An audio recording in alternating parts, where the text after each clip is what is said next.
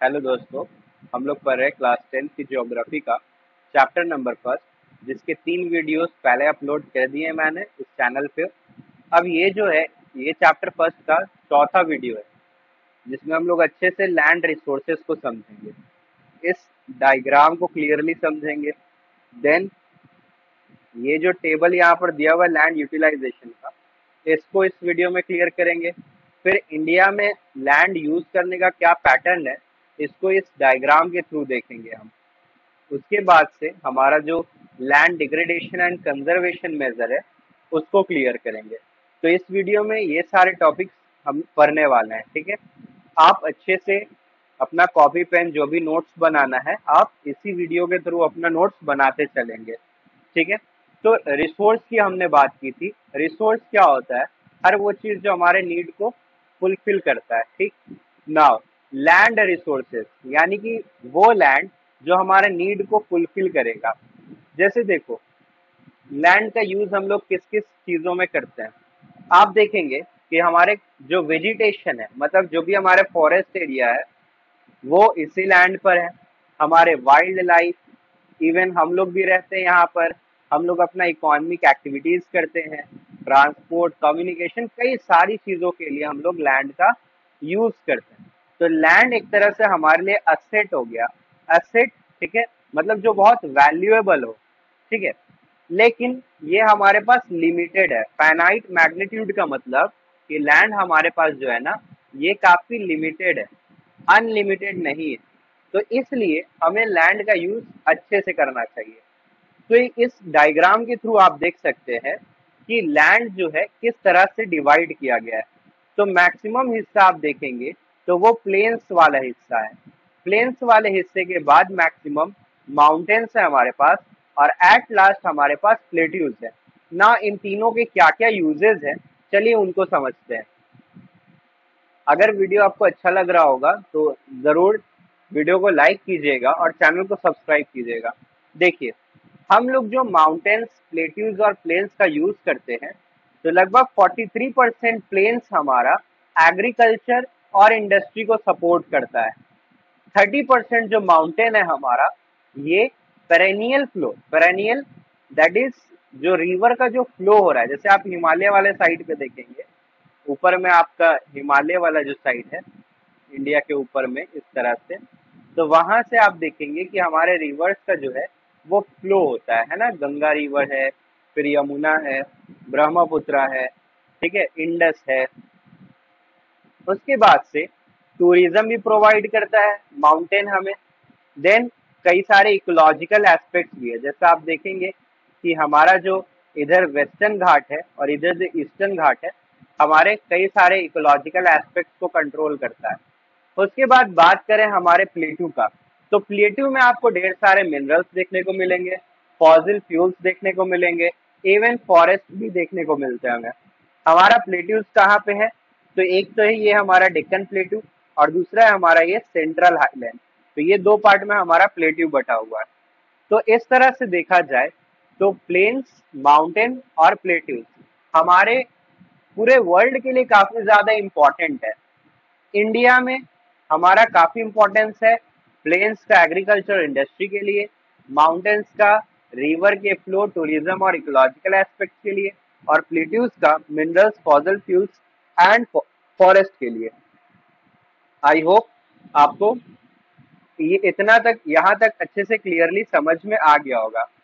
ना बात करते हैं लैंड की यूटिलाइजेशन की, किस तरह से लैंड को यूटिलाइज किया जा रहा है। सबसे पहले लैंड का यूज हम लोग एज फॉरेस्ट करते हैं, है ना। उसके बाद से अब ये कुछ चीजें जो आपको अच्छे से समझनी है। देखिए, एक होता है वैसी जमीन जिस पर आप खेतीबाड़ी नहीं कर सकते हैं, ठीक है। एक वैसा जमीन है जिसपे खेतीबाड़ी करना पॉसिबल तो है लेकिन आप कर नहीं रहे हैं। और दूसरा उसी कैटेगरी में कि आप खेतीबाड़ी कर सकते हैं उस पे, ठीक है। डिफरेंस क्या है कि इधर सिर्फ 1 साल से कम या फिर 5 साल तक हम डेटा लेकर चलते हैं, और यहाँ पर हम उससे आगे डेटा लेकर जाते हैं। साथ ही साथ कुछ अदर तरीके के लैंड भी यहाँ पे हमको देखने को मिलते हैं ना। समझिएगा बात को। वैसा जमीन जो कल्टीवेशन के लिए अवेलेबल ना हो, जैसे कोई बंजर जमीन है या कोई जमीन ऐसी है जो खराब हो चुकी है, फर्टिलिटी जिसका खत्म हो चुका है। उसके अलावा अगर हम देखें तो हम कई सारे लैंड्स के एरिया पे हमने बिल्डिंग्स बनाया हुआ है, रोड्स बनाया हुआ है, फैक्ट्रीज बनाया हुआ है, तो इन जगहों पर खेती तो होगी नहीं, है ना। तो ये वो जगह है जहाँ पर खेती नहीं पॉसिबल है ना। अब वैसे जगह पर आते हैं जो अदर अनकल्टिवेटेड लैंड है, लेकिन इसमें फैलो लैंड नहीं आएगा। तो पहले फैलो लैंड समझते हैं, ठीक। फैलो लैंड ऐसा जगह होता है कि जहां पर आपने खेती बाड़ी छोड़ रखी है किसी वजह से, ठीक है। अभी आप करंट में उस पर खेती बाड़ी नहीं कर रहे हैं, हो सकता है आने वाले वक्त में करेंगे। तो फैलो लैंड को अगर हम डिवाइड करें तो दो पार्ट में डिवाइड कर सकते हैं। पहला करंट फैलो और दूसरा अदर देन करंट फैलो।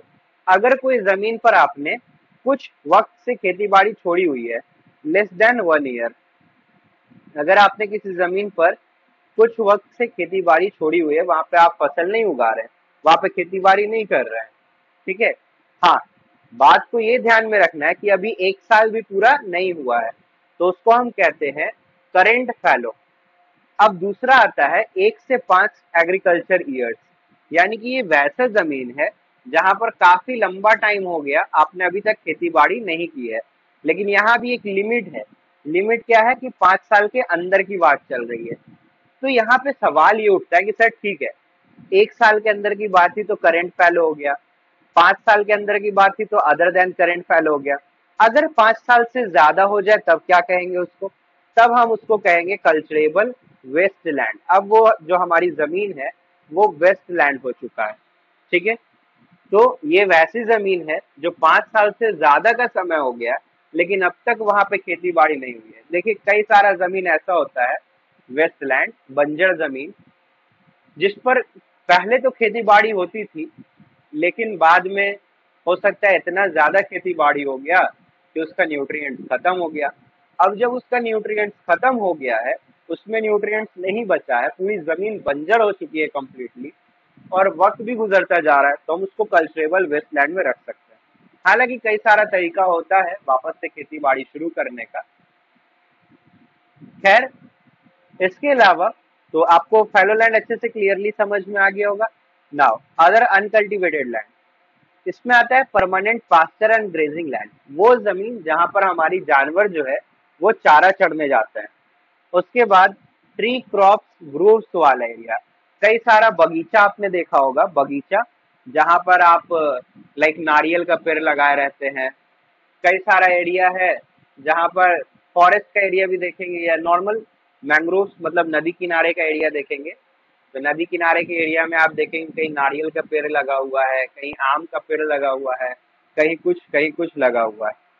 तो इसको हम कहते हैं ट्री क्रॉप ग्रोव्स। क्या कहते हैं हम इसको? ट्री क्रॉप ग्रोव्स, ठीक है। तो ये सब जो पेड़ पौधे लगे होते हैं ना, तो वो भी तो जमीन पे लगे हुए हैं, तो वो भी तो यूज हो रहे हैं। याद रखिए आप इसकी खेती बाड़ी नहीं कर रहे हैं, ठीक है।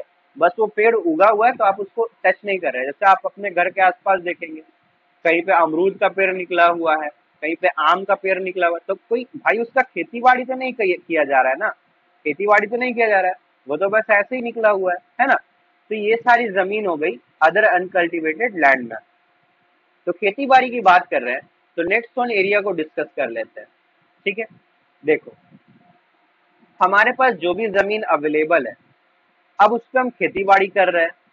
तो जब हम उस पर खेती बाड़ी कर रहे हैं, तो याद रखने वाली बात यह है कि हम उस पर एक बार में एक ही फसल उगाएंगे। कहने का मतलब ये है कि जैसे वन एग्रीकल्चरल ईयर है ना, 1 साल, तो 1 साल में हम एक ही क्रॉप उगा रहे हैं, एक ही फसल।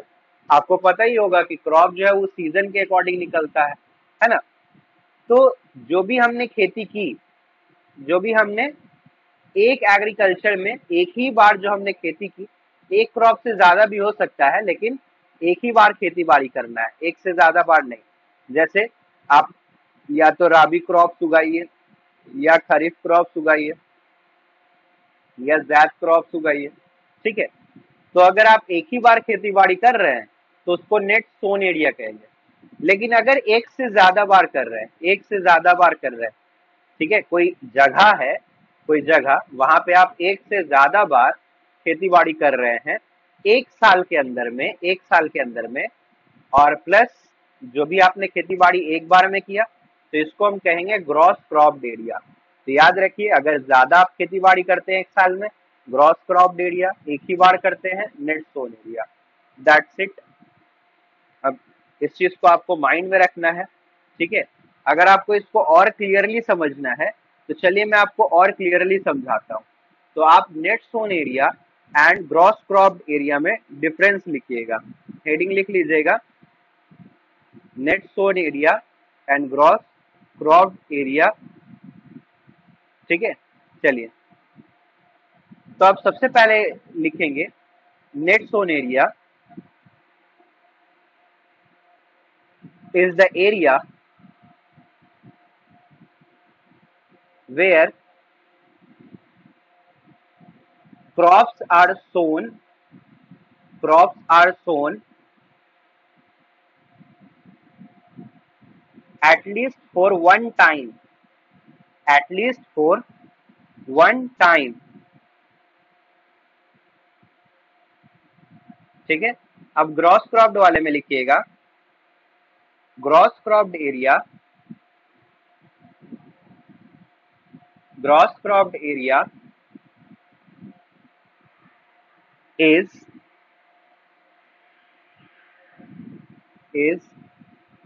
where the crops are, where the crops are sown many times,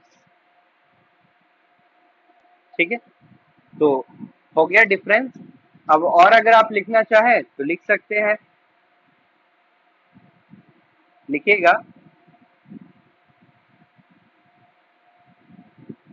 in the net sown area, in the net sown area,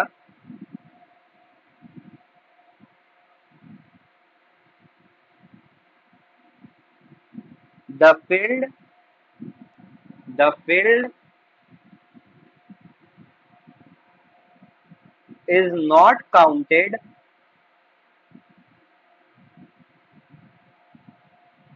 is not counted two or three times, two or three times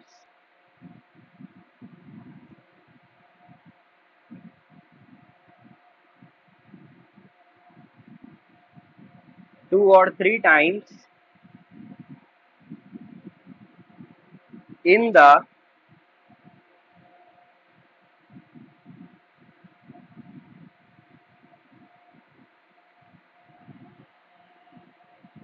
field survey,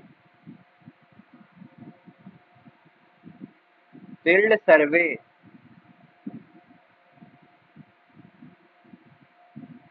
It means that, it means that multiple cropping, multiple cropping is not counted, is not counted, is not counted। अब gross cropped वाले में लिखिएगा, in the gross cropped area the field is counted, the field is counted multiple times, multiple times in the field survey। It means, it means multiple cropping, multiple cropping is counted। I hope समझ में आ गया होगा। देखो net sown area क्या है ना, कि अगर कोई फार्मर है, ठीक, अब उस फार्मर के पास मान लो कि सिर्फ 2 हेक्टेयर की जमीन है, ठीक है, सिर्फ 2 हेक्टेयर की जमीन है।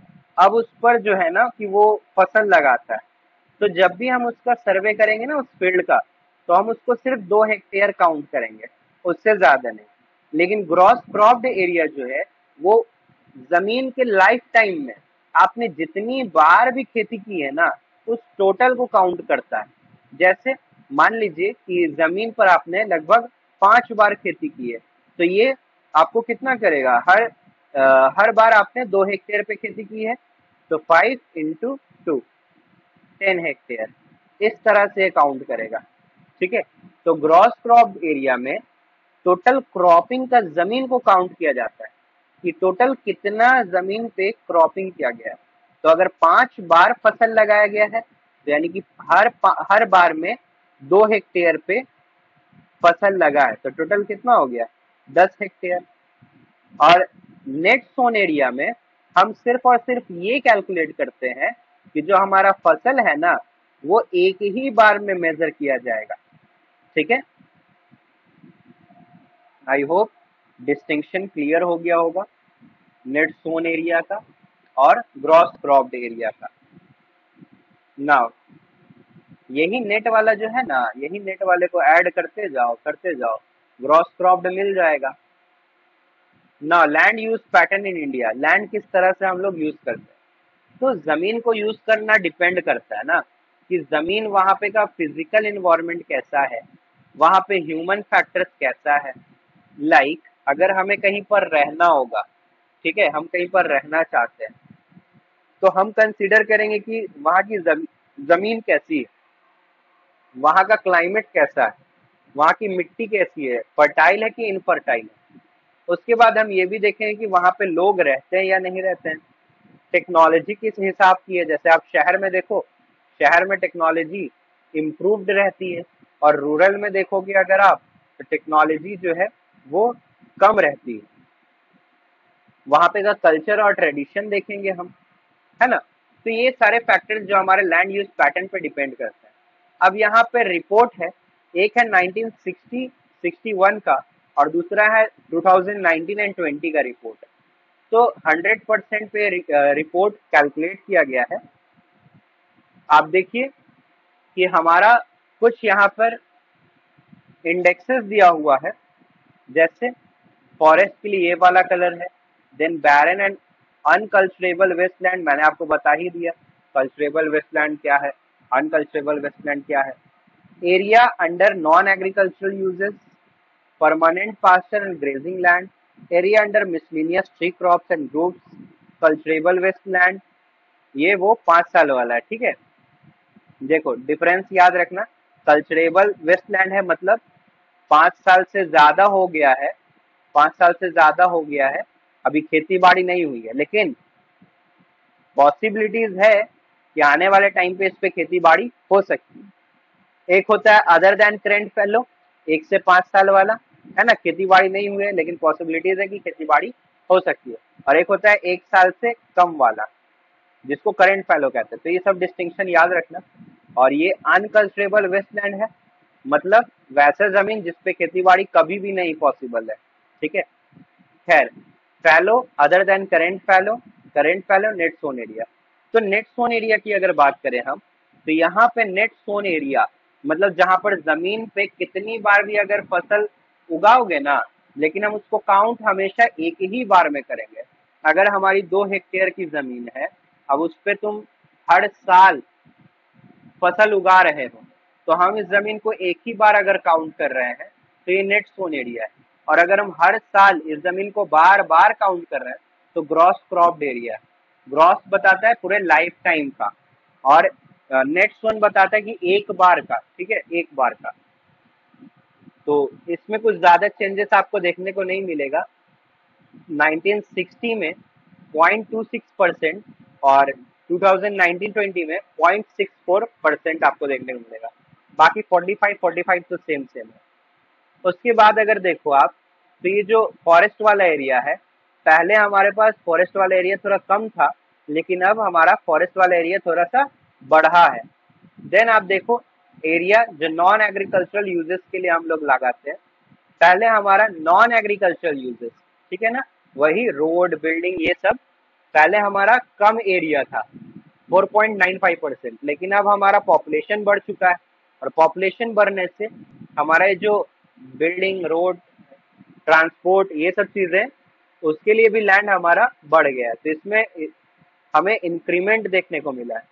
देन अगर बैरन बंजर जमीन की बात करें तो हमारे पास अब टेक्नोलॉजी अच्छी खासी आ चुकी है, इसलिए हमारा जो बैरन जमीन है हमने उसको भी प्रोडक्टिव बना लिया है। तो आप देखेंगे कि बैरन जमीन में यहाँ पर डिक्रीमेंट दिखाई दे रहा है। इसके बाद परमानेंट पास्चर और ग्रेजिंग लैंड की बात करेंगे।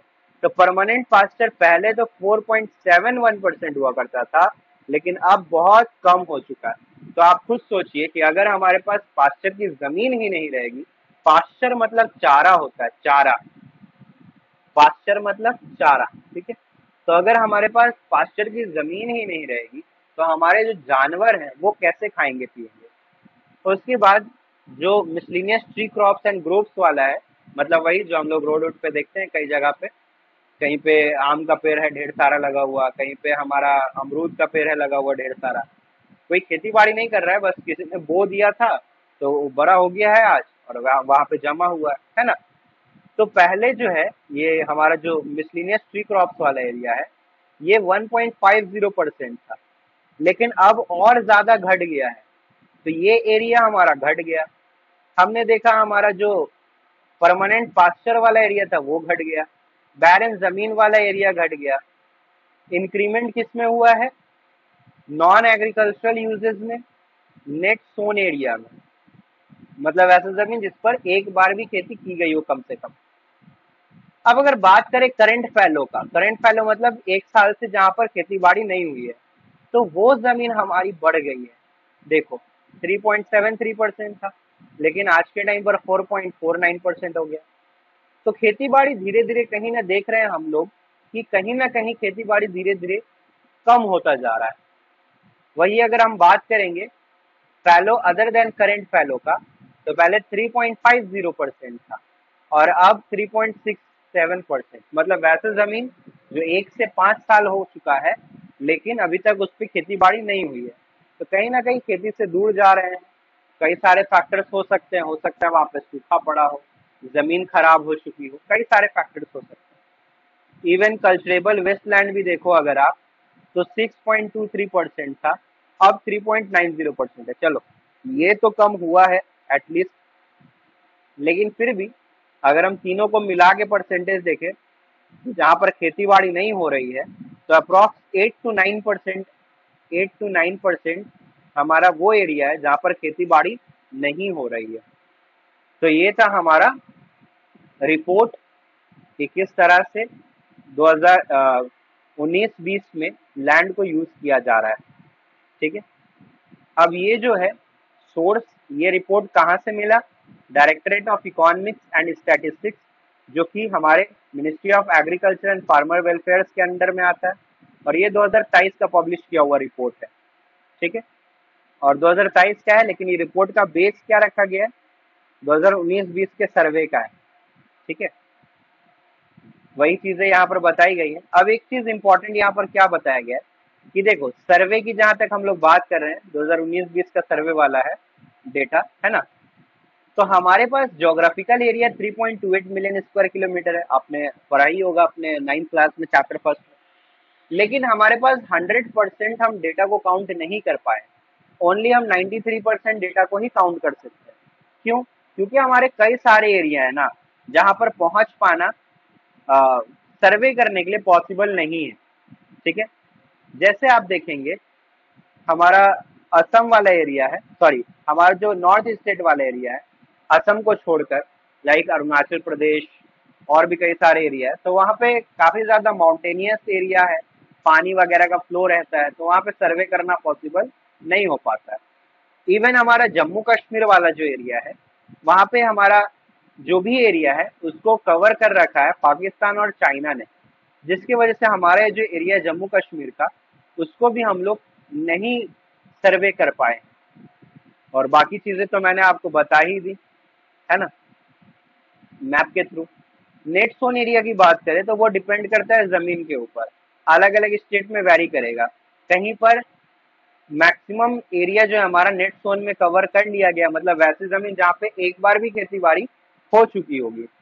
लेकिन वहीं कहीं पर ऐसा भी जगह है जहाँ पर बिल्कुल भी खेती बाड़ी नहीं हो पाती है, जैसे अरुणाचल प्रदेश, मिजोरम, मणिपुर, अंडमान निकोबार आइलैंड, है ना। क्योंकि मैक्सिमम लोग खेती बाड़ी कहाँ पे करना प्रेफर करते हैं, प्लेन एरिया पे।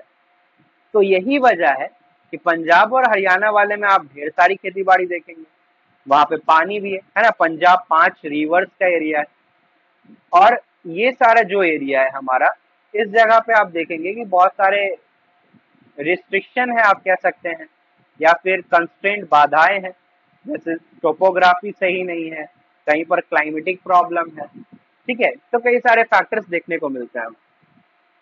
अब एक चीज आपको माइंड में रखनी है कि हमारी नेशनल फॉरेस्ट पॉलिसी क्या कहती है।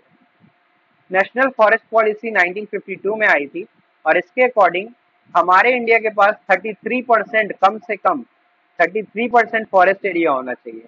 लेकिन आज के टाइम पर अगर आप देखेंगे तो हमारा फॉरेस्ट एरिया सिर्फ और सिर्फ 23.41% है ना।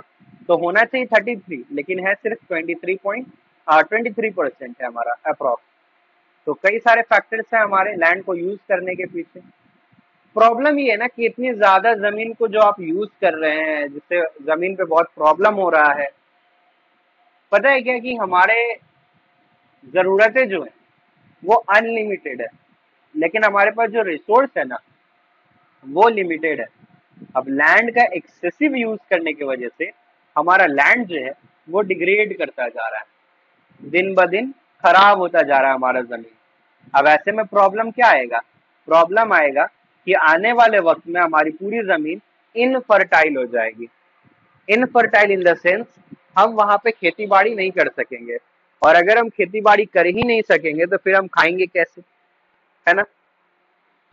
तो हमें जरूरत क्या है कि हम अपनी जमीन को बचा के रखें।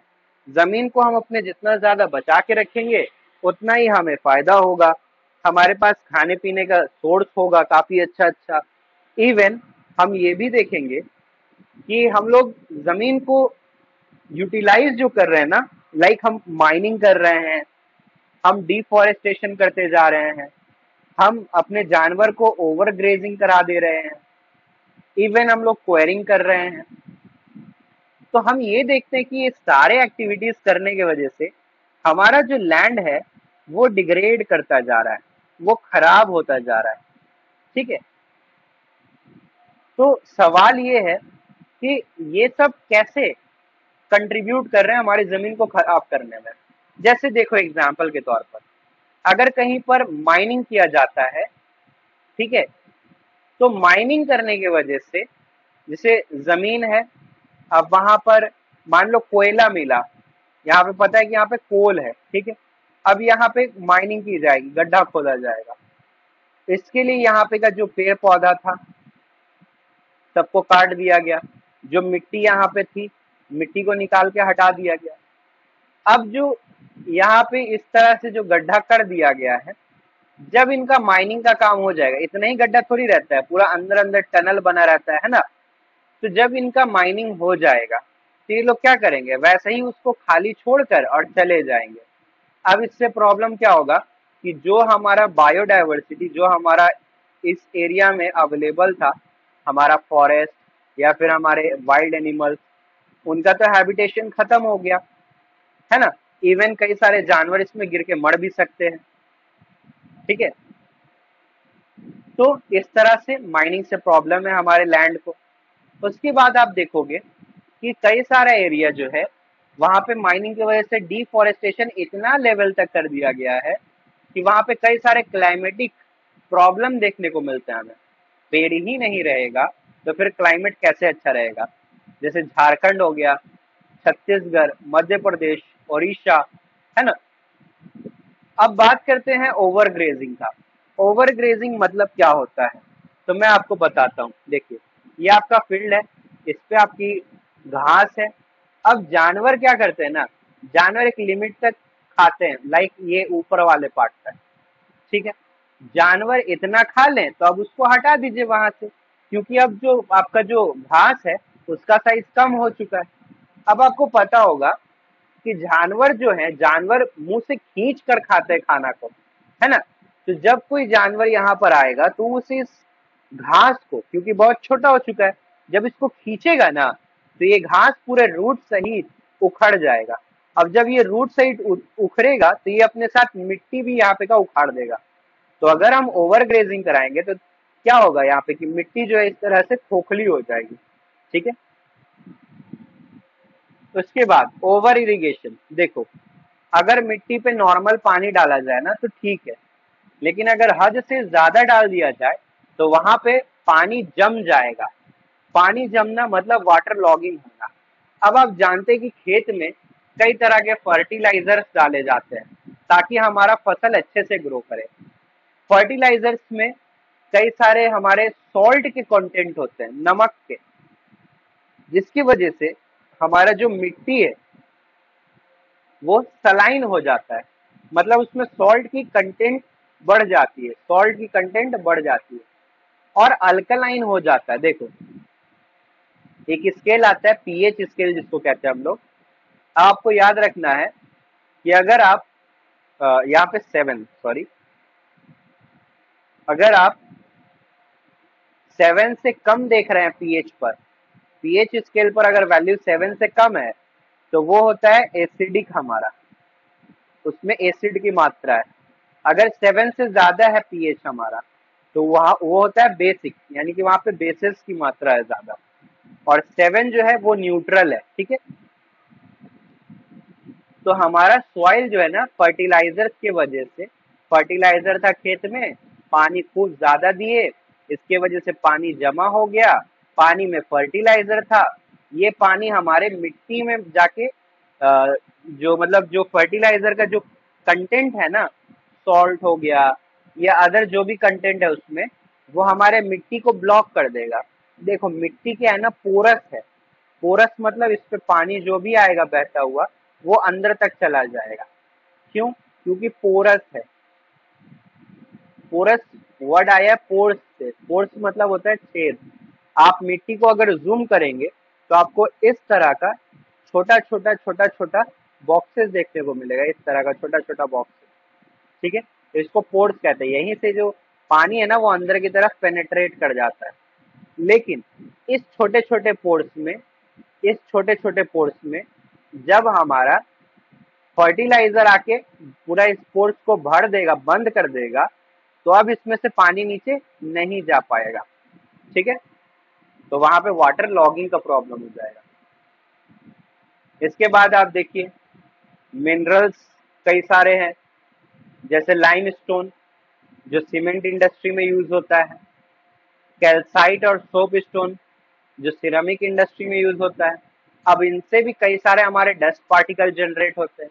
ये डस्ट पार्टिकल भी हमारे मिट्टी पर इस तरह से जाकर बैठ जाते हैं, है ना, हमारे लैंड पर सेटल डाउन करते हैं, जिससे हमारा वाटर जो है इनफिल्ट्रेट मतलब अंदर की तरफ पेनेट्रेट नहीं कर पाता है।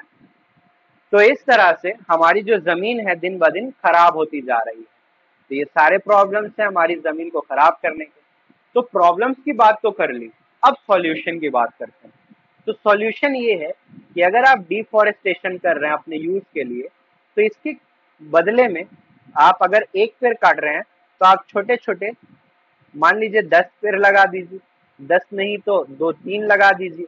तो इससे क्या होगा कि अफॉरेस्टेशन करने की वजह से इन फ्यूचर जब ये पेड़ बड़े होंगे तो ये पेड़ जो है इस पेड़ का भरपाई कर देंगे, कंपनसेट कर देंगे। ठीक है, इसके बाद आप अपने प्लांट्स के पास शेल्टर बेल्ट लगा सकते हैं, जिससे आपका जो मिट्टी है, जब पानी आप मारते हैं अपने फील्ड के ऊपर, जब आप पानी देते हैं अपने फील्ड के ऊपर, तो क्या होता है, एक्स्ट्रा पानी देने की वजह से जो हमारा फर्टिलाइजर्स है वो, और मिट्टी, फर्टिलाइजर जो है मिट्टी के साथ में घुलते हुए आगे की तरफ बढ़ जाता है ना।